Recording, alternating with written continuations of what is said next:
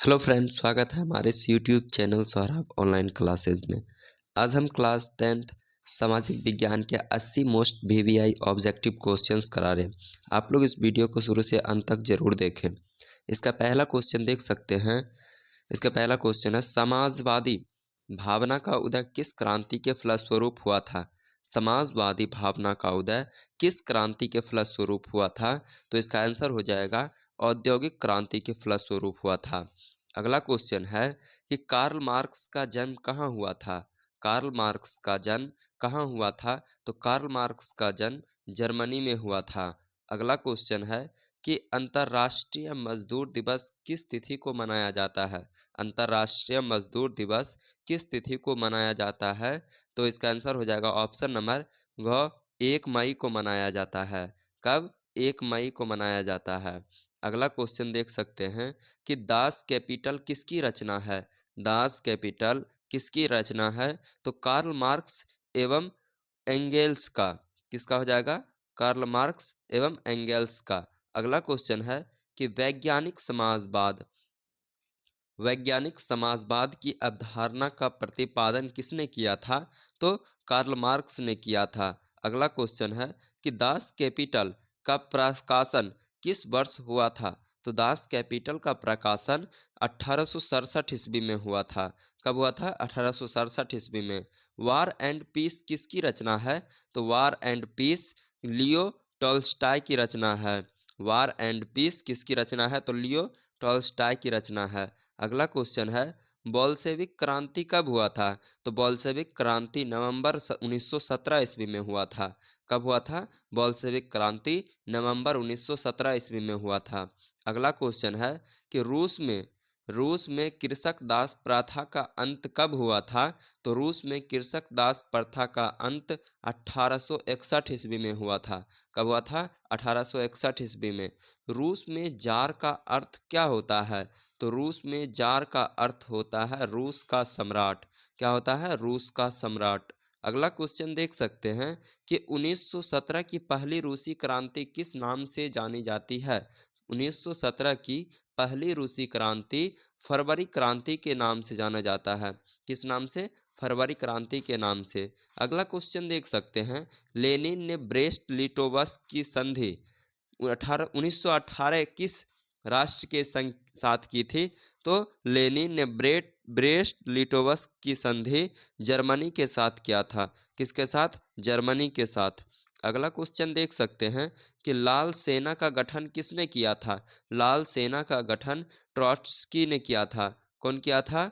Trotsky ने। अगला question है, आप लोग देख सकते हैं कि ब्रेस्ट लिटोवस्क की संधि किस देशों के बीच हुआ था? तो रूस और जर्मनी के बीच हुआ था। किसके बीच? रूस और जर्मनी के बीच हुआ था। अगला क्वेश्चन है कि 1917 की बोल्शेविक क्रांति का नेतृत्व किसने किया था? तो लेनिन ने किया था। 1917 की बोल्शेविक क्रांति का नेतृत्व किसने किया था? लेनिन ने किया था। अगला क्वेश्चन है, चेका क्या है? चेका एक पुलिस दस्ता है। क्या है? चेका एक पुलिस दस्ता है। अगला क्वेश्चन देख सकते हैं, साम्यवादी शासन का पहला प्रयोग कहाँ हुआ था? तो रूस में हुआ था। कहाँ? रूस में। अगला क्वेश्चन है कि रूस की बोल्शेविक क्रांति का नेतृत्व किसने किया था? तो लेनिन ने किया था। रूस की बोल्शेविक क्रांति का नेतृत्व किसने किया? लेनिन ने किया था। अगला क्वेश्चन है कि लेनिन की मृत्यु कब हुआ था? लेनिन का मृत्यु कब हुआ था? तो 1924 ईस्वी में हुआ था। अगला क्वेश्चन है कि सोवियत संघ का विघटन किस वर्ष हुआ था? तो 1991 ईस्वी में हुआ था। सोवियत संघ का विघटन किस वर्ष हुआ था? 1991 ईस्वी में हुआ था। अगला क्वेश्चन है कि भारत के सकल राष्ट्रीय उत्पादन में कृषि का योगदान कितना प्रतिशत है? तो 13.7% हो जाएगा। कितना? 13.7%। अगला क्वेश्चन है कि भारत के किस राज्य में सोपानी खेती प्रचलित है? तो उत्तराखंड में। भारत के किस राज्य में सोपानी खेती प्रचलित है? तो उत्तराखंड में हो जाएगा। अगला क्वेश्चन है कि निम्नलिखित में खरीफ फसल कौन सा है? निम्नलिखित में खरीफ की फसल कौन सा है? तो चावल हो जाएगा। क्या हो जाएगा? चावल। अगला क्वेश्चन है कि निम्नलिखित में कौन सा रबी की फसल है? तो चना हो जाएगा। क्या? चना। अगला क्वेश्चन है, अगला क्वेश्चन देख सकते हैं कि निम्न में से कौन खरीफ की फसल है? तो इनमें से सभी चावल, मक्का, कपास, इनमें से सभी क्या है? खरीफ की फसल। अगला क्वेश्चन है कि निम्नलिखित में से कौन रबी फसल है? तो गेहूं हो जाएगा। निम्नलिखित में से कौन रबी की फसल है? तो गेहूं हो जाएगा। अगला क्वेश्चन है कि निम्न में से कौन रोपण फसल नहीं है? तो धान। निम्न में से कौन रोपण फसल नहीं है? तो धान। अगला क्वेश्चन है कि भारत की प्रमुख खाद्यान्न फसल कौन सा है? तो धान हो जाएगा। क्या हो जाएगा? धान। भारत की प्रमुख खाद्यान्न फसल है धान। अगला क्वेश्चन है, चावल है, चावल इन कौन सा फसल है? तो चावल एक खरीफ फसल है। अगला क्वेश्चन देख सकते हैं, अगला क्वेश्चन है कि गेहूं, गेहूं कैसा फसल है? तो गेहूं एक रबी फसल है। गेहूं एक रबी फसल है। अगला क्वेश्चन है कि निम्न में से कौन मोटे अनाज का फसल नहीं है? तो गन्ना। क्या हो जाएगा? गन्ना। अगला क्वेश्चन है कि दाल किस पौष्टिक अंश का स्रोत है? तो प्रोटीन का। किसका? प्रोटीन का। अगला क्वेश्चन है कि निम्न में से कौन दलहन की फसल नहीं है? तो बाजरा। क्या हो जाएगा? बाजरा। अगला क्वेश्चन है कि सरसों किस प्रकार की फसल है?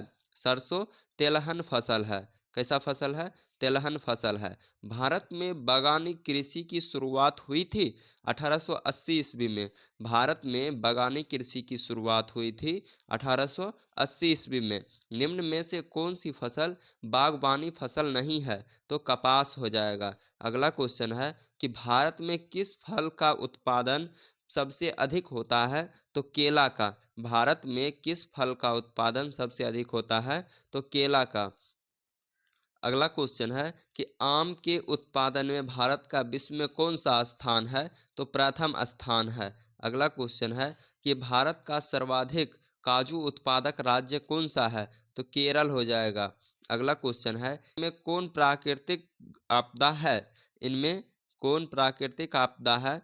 तो इसका आंसर हो जाएगा महामारी। क्या हो जाएगा? महामारी। अगला क्वेश्चन है कि निम्नलिखित में से कौन मानव जनित आपदा नहीं है? तो सुनामी। निम्न में से कौन मानव जनित आपदा नहीं है? तो सुनामी।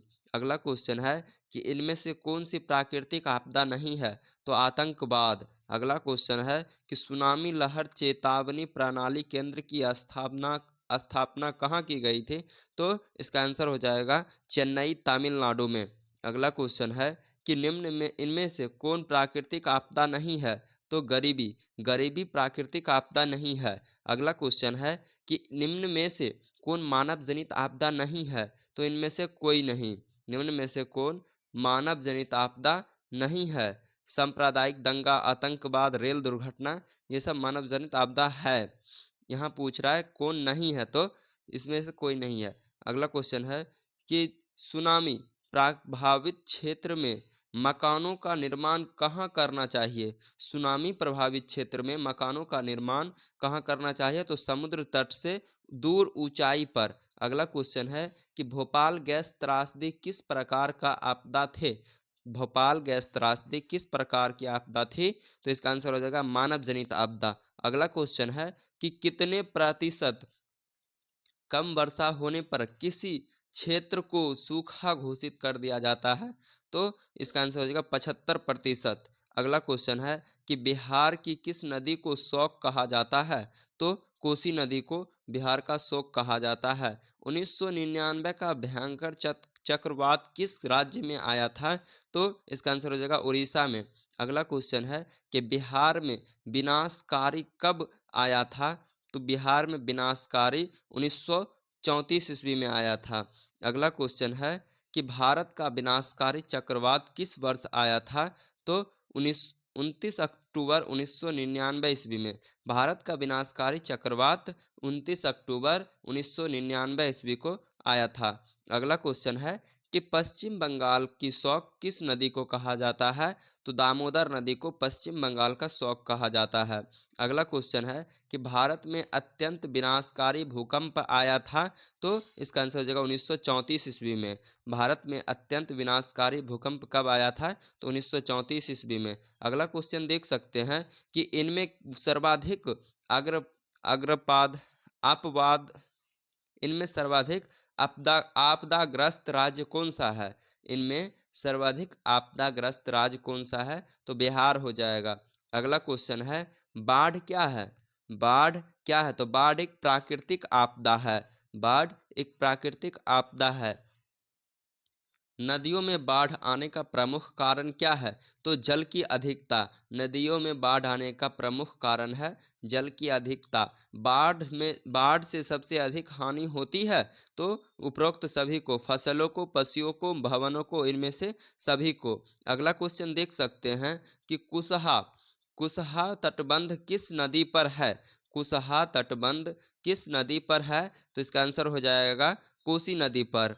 अगला क्वेश्चन देख सकते हैं, किस देश की राष्ट्रीय आय अधिक होती है? वह देश क्या कहलाता है? जिस देश की राष्ट्रीय आय अधिक होती है वह देश विकसित कहलाता है। अगला क्वेश्चन है कि इनमें से कौन एक बीमारू राज्य नहीं है? तो कर्नाटक हो जाएगा। अगला क्वेश्चन है कि बिहार के किस जिले का प्रति व्यक्ति आय सर्वाधिक है? तो गया का प्रति व्यक्ति आय सॉरी, पटना का सर्वाधिक प्रति व्यक्ति आय है। बिहार के किस जिले का प्रति व्यक्ति आय सर्वाधिक है? तो पटना का। अगला क्वेश्चन देख सकते हैं कि भारत में किस राज्य का प्रति व्यक्ति आय सर्वाधिक है? तो भारत में किस राज्य का प्रति व्यक्ति आय सर्वाधिक है? तो गोवा का। अगला क्वेश्चन है, अगला क्वेश्चन देख सकते हैं कि सन 2008 से 2009 के अनुसार भारत की औसत प्रति व्यक्ति आय कितनी बताई गई थी? तो इसका आंसर हो जाएगा 25,494 रुपया। सन 2008 से 2009 के अनुसार भारत की औसत प्रति व्यक्ति आय कितनी बताई गई थी? तो 25,494 रुपया। अगला क्वेश्चन देख सकते हैं कि भारत में सबसे कम आय वाला राज्य कौन सा है? तो बिहार। भारत में सबसे कम आय वाला राज्य कौन सा है? तो बिहार। अगला क्वेश्चन देख सकते हैं कि भारत में वित्तीय वर्ष होता है? तो भारत में वित्तीय वर्ष होता है 1 अप्रैल से 31 मार्च तक। अगला क्वेश्चन है कि राष्ट्रीय आय का अर्थ है, राष्ट्रीय आय का अर्थ है उत्पादक के साधनों की आय। राष्ट्रीय आय का अर्थ क्या है? उत्पादक के साधनों की आय। अगला क्वेश्चन है कि भारत में राष्ट्रीय आय की गणना के लिए सामान्य प्रमाणित संस्था है? तो इसका आंसर हो जाएगा केंद्रीय सांख्यिकीय संगठन। अगला क्वेश्चन है कि दादा भाई नौरोजी ने सर्वप्रथम राष्ट्रीय आय का अनुमान कब लगाया था? तो इसका आंसर हो जाएगा 1866 ईस्वी में। अगला क्वेश्चन है, आय तथा उपभोग का अंतर है बचत कहलाता है। आय तथा उपभोग का अंतर क्या कहलाता है? बचत कहलाता है।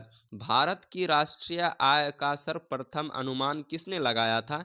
तो दादा भाई नौरोजी ने लगाया था। अगला क्वेश्चन है कि प्रति व्यक्ति आय का आशय है?